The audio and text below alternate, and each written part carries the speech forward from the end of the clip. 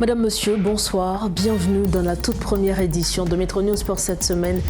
À la une de l'actualité, malgré l'état d'urgence décrété interdisant les manifestations, des résidents du quartier de Solino ont gagné les rues ce lundi pour protester contre les actes criminels des gangs armés. La délégation de la CARICOM a laissé le pays ce week-end sans faire de déclaration publique autour de leur évaluation de l'accord du 3 avril. Également au titre de ce lundi, le budget de régularisation a été adopté par le gouvernement avec une révision à la baisse de 20,5% par rapport au budget initial 2023-2024. Les recettes de la douane, de la DGI et des bons du Trésor ont aussi chuté de manière spectaculaire.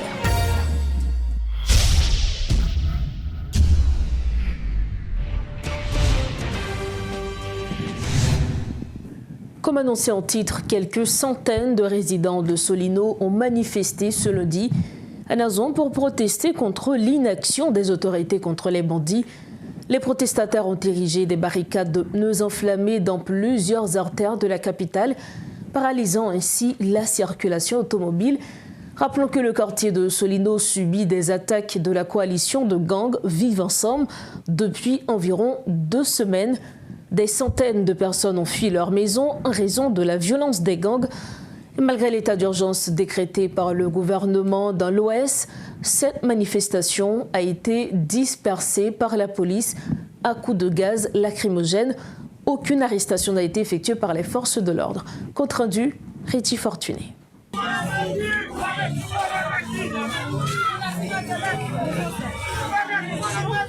Sous la menace persistante des gangs, des hommes et des femmes de divers quartiers dont Solino ont manifesté à travers les rues de la capitale.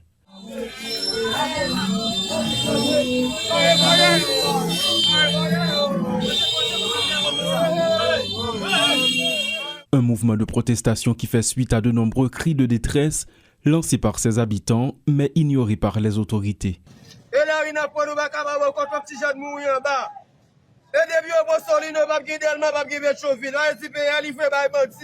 Tout a commencé il y a quelques semaines lorsque la coalition de gangs a repris ses actions meurtrières dans la zone après une période de calme apparent. Ces attaques leur ont permis de progresser dans ce quartier stratégique sans presque rencontrer d'opposition, déplorent les manifestants.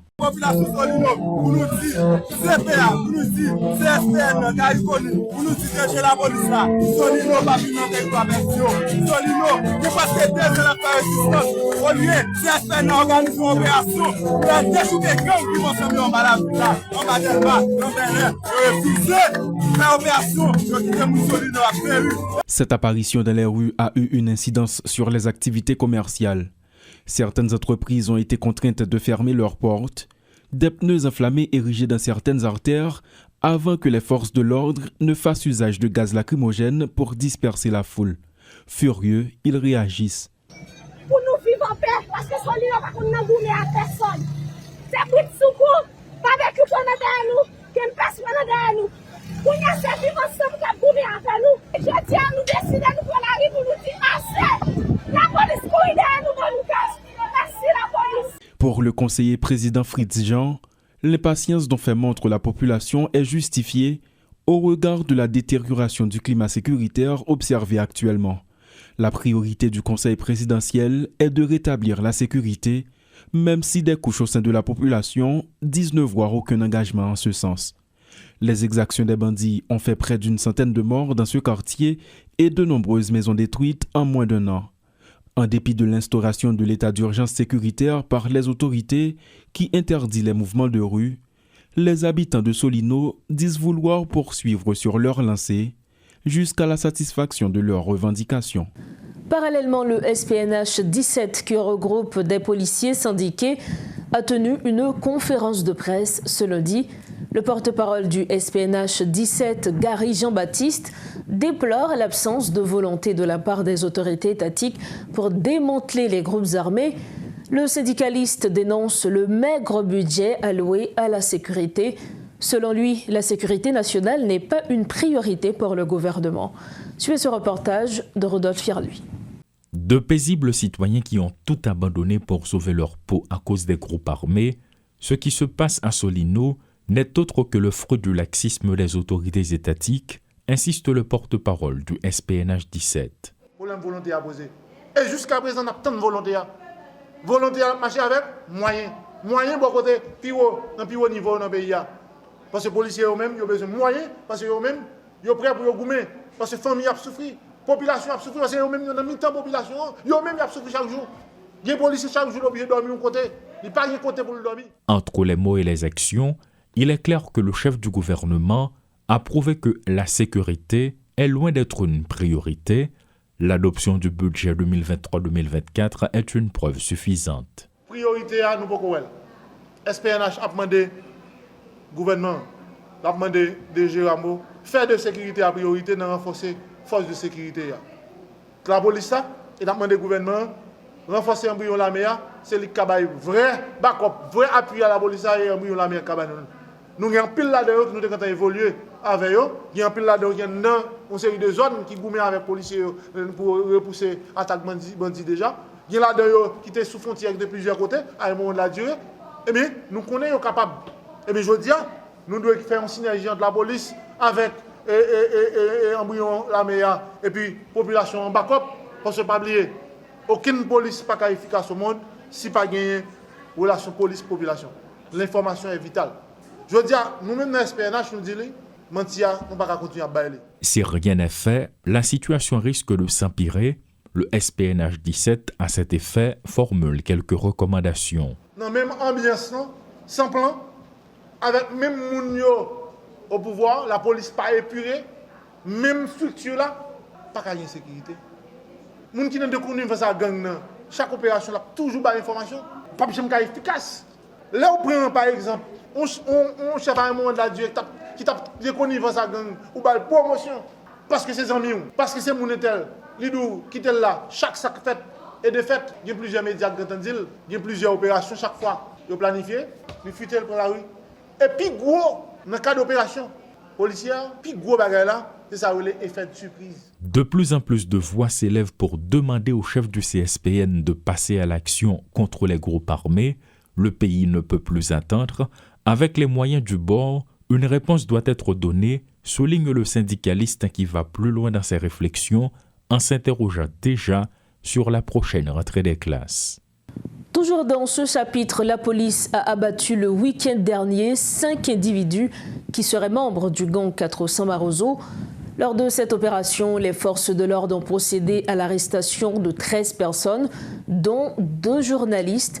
Parmi les journalistes arrêtés figure Banat Daniel, qui est attaché à un média très connu de la capitale. Dans le moment de l'opération, la police a arrêté 13 individus, parmi eux 3 policiers. Malheureusement, dans le cadre de l'opération, nous avons un policier qui est légèrement blessé et qui pour l'instant prend soin de l'hôpital que quelle nécessité. Toujours dans le cadre de l'opération, la police arrivait saisie un pistolet Taurus PT0809, série TFW 17407 avec un chargeur. Un fusil M14 que nous sommes capables de constater là avec 10 chargeurs. Un couteau Holter, un permis-note, 3 téléphones Android, Mac Samsung couleur noir et gris. Un Motorola couleur bleu. Un petit téléphone avec bouton Macatel couleur gris, 173 cartouches de calibre différents. Un véhicule de marque Ford Explorer couleur blanche sans plaque. Toujours dans le même périmètre, opération la police a continué. Ils sont arrivés à arrêter 2 journalistes que nous avons regardés là. Un journaliste, c'est Banat Daniel et Richelson Sénéjuste. Richelson Sénéjuste a travaillé dans la radio Panou, tandis que le journaliste Banat Daniel a travaillé dans la radio Regard. Monsieur Sayo était dans une machine, service plaque de l'État, SE 06202, un Toyota Land Cruiser couleur blanche. Dans la machine, ça, la police te joint en possession M. Sayo. Un fusil Mac Ruger, série 480 10 4 8 4. 480 10 484. 2 pistolets de marque Glock 19, génération 4, calibre 9 mm, série PW 539, avec un chargeur qui te gagne 15 cartouches. 10 250 gouttes. 4 blocs chéquiers qui sous nom Banat Daniel avec pièce identité li. 2 téléphones portables, un Mac Samsung couleur noire et puis un iPhone.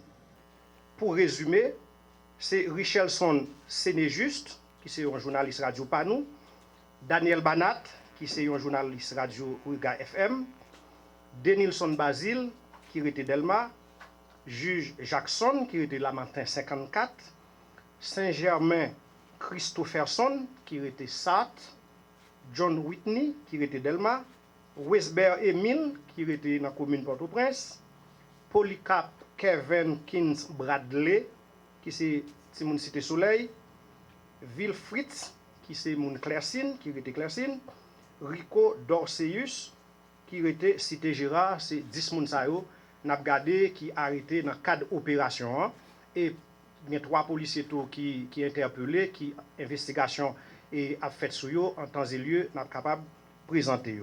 En politique, la délégation de la CARICOM qui était venue pour évaluer l'application de l'accord du 3 avril a laissé le pays au cours du week-end sans faire de déclaration à la presse. Les membres de cette délégation ont-ils fait des recommandations pour demander la mise à l'écart des 3 membres du CPT impliqués dans le présumé scandale de corruption de la BNC?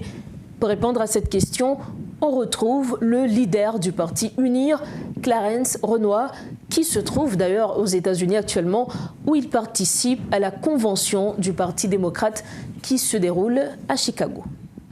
Clarence Renoir, bonsoir, bienvenue à Metro News. Bonsoir, Berlin, c'est un plaisir d'être avec vous. Le plaisir est également pour nous. Vous êtes à Chicago pour participer à la convention du Parti démocrate. C'est ce qui donc explique ces allers-retours dont les téléspectateurs vont sûrement bien comprendre. Mais vous êtes avec nous pour parler de la politique, notamment en Haïti. Nous savons que le groupe des éminentes personnalités ont laissé le pays le week-end écoulé. Mais selon les informations, ce groupe aurait demandé en ce qui a trait au scandale de la BNC qu'on retire ces 3 membres du CPT qui sont accusés de corruption. Est-ce réellement le cas, M. Clarence Renoir? Alors, écoutez, laissez-moi vous dire qu'effectivement, je suis à Chicago pour... d'abord, il y a la conférence internationale des leaders que le Parti démocrate organise à travers l'organisation NDI, National Democratic Institute, qui se fait simultanément avec la convention du Parti démocrate pour la confirmation de la candidature de Kamala Harris à la présidentielle. Donc, voilà, je suis dans cette ambiance effectivement. Maintenant, pour venir à la question directement que vous avez posée, Rose Berlin, en effet, les éminentes personnalités étaient en Haïti la semaine dernière. Ils ont rencontré les différentes les institutions du pays, les représentants de ces institutions, les partis politiques. Et j'ai personnellement participé à une de ces rencontres avec 2 représentants du collectif des partis politiques.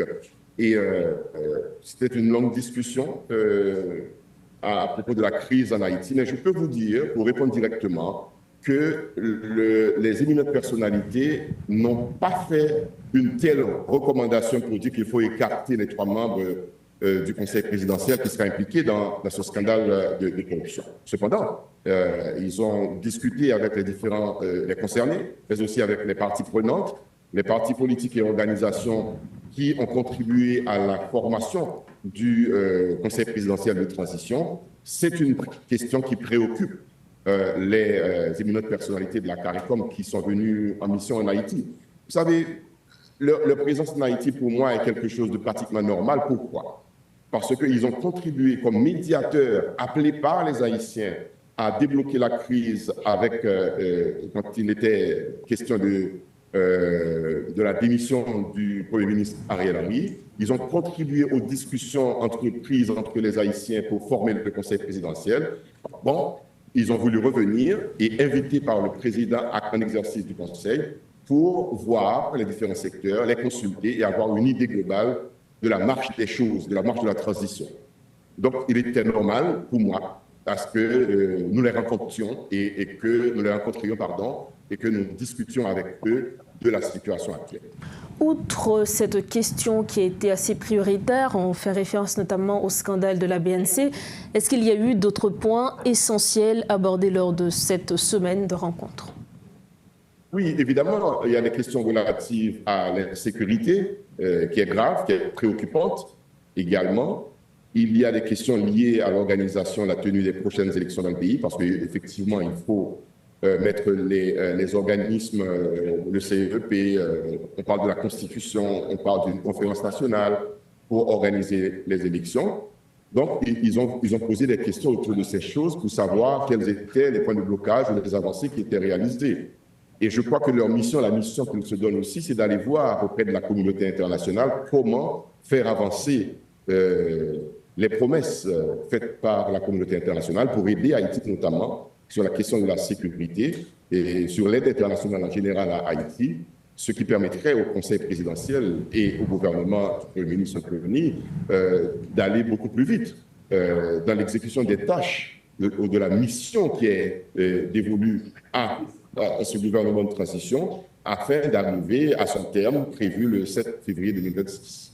Est-ce qu'il y a eu des recommandations en ce sens? Alors, moi, j'ai discuté personnellement avec un membre de la mission qui était venu.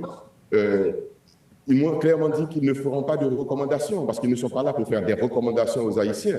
Ils peuvent faire part de leurs préoccupations par rapport à ces trois questions fondamentales, la crise politique, la crise de la sécurité, le scandale de la corruption et la marche de la transition. Ils feront des observations, ils feront une déclaration qui sortira bientôt dans les prochains jours, dans peut-être 48 heures, mais ils ne feront pas de recommandations parce que c'est aux Haïtiens de solutionner leurs problèmes. Ils peuvent toujours servir de médiateurs auprès de la communauté internationale pour plaider la cause haïtienne, pour appuyer les demandes haïtiennes, mais il revient aux Haïtiens eux-mêmes de prendre des décisions, que ce soit sur le problème de la corruption, notamment. Il revient aux Haïtiens, à la justice haïtienne, d'enquêter et de trouver des solutions à ce problème. C'est aux Haïtiens de trouver la solution au problème. Merci infiniment, Clarence Saunois, de votre disponibilité. C'est un plaisir d'être avec vous. Merci beaucoup. Merci encore. Voilà, c'est avec nous Clarence Saunois, leader du parti UNIR. Il était notre invité ce lundi pour commenter l'actualité. Autre point de l'actualité, le budget de régularisation pour la fin de l'exercice fiscal a été adopté et publié par le gouvernement. L'enveloppe globale de ce budget est de 254,8 milliards de gourdes, un budget revu à la baisse. Pour plus d'explications, l'économiste Kester Farrell est avec nous via Zoom. D'abord, il y a une réduction de l'enveloppe globale. On était à plus de 321 milliards de gourdes dans le budget initial qui a été mis en place le 1er octobre dernier. Maintenant, nous sommes à seulement 254,8 milliards d'euros. Ça veut dire quoi? Ça veut dire que les chocs que nous avons subis au cours des derniers mois, à partir du mois de mars jusqu'au mois dernier, donc on peut dire que ça a eu un impact extrêmement négatif sur l'économie haïtienne. Et le gouvernement a dû donc modifier également les allocations aux différents secteurs, que ce soit le secteur économique. Dans l'ancien budget, on avait à peu près 86 milliards d'euros pour le secteur économique. Il y a une réduction de 20 milliards d'euros à 66 milliards d'euros. Pour le secteur social, la contraction a été moindre et ce secteur est devenu le secteur prioritaire selon les chiffres de ce budget. Nous sommes à 75 milliards d'euros contre 79 milliards dans le budget initial. Le secteur politique a connu une baisse également et nous étions à 50 milliards d'euros, tandis que le secteur culturel est resté plus ou moins stable à quelques 3 milliards d'euros. Donc, les priorités, on pourrait dire, c'est le ministère de l'Éducation qui va recevoir la plus bonne tranche du gâteau, avec à peu près 34,3 milliards d'euros. Le ministère de la Justice et de la Sécurité, ça se comprend bien, avec la priorité de la sécurité, sera en deuxième position avec 27 milliards de gourdes. Les TPTC se retrouvent en troisième position avec 25,5 milliards de gourdes. Le service de la dette, c'est bien malheureux parce que le pays a besoin d'argent pour investir dans les secteurs sociaux, mais le service de la dette se retrouve en quatrième position avec 23,6 milliards de gourdes. Et en cinquième position, le ministère des Affaires sociales avec 23,2 milliards de gourdes doit souligner que le support externe du Fonds monétaire international représentait en quelque sorte un point important pour le secteur social au cours de la fin de l'exercice fiscal.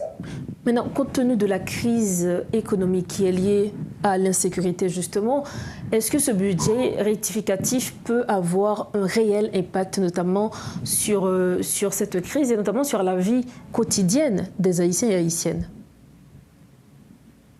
Et pas vraiment, dans la mesure où je vous expliquais qu'on était à un budget d'à peu près en dollars américains proche de 2,5 milliards de dollars américains. Maintenant, le budget se retrouve à moins de 2 milliards de dollars américains. La collecte des impôts au niveau local, nous serons autour de 182 milliards de gourdes, donc ce qui signifie que nous aurions en quelque sorte une baisse alors au niveau des recettes de l'État. Les dons resteront au même niveau. Je pourrais dire la grande originalité de ce budget, c'est la décision de ce gouvernement d'éliminer totalement le financement monétaire, à savoir le financement de la Banque centrale.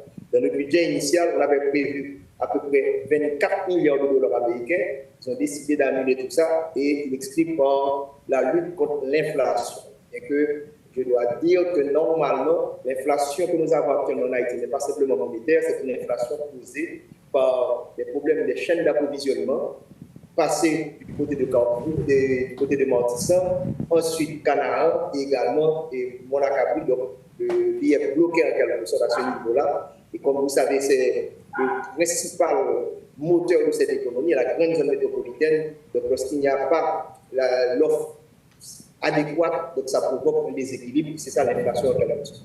Donc voilà un petit peu cette contrainte que l'on pourrait avoir pour supporter l'économie. D'ailleurs, le trésor public aura moins de à peu près 7 milliards de gourdes, moins de 10 milliards de gourdes de support à l'économie haïtienne pour la fin de l'exercice fiscal qui prendra fin, comme vous le savez, le 3 septembre prochain.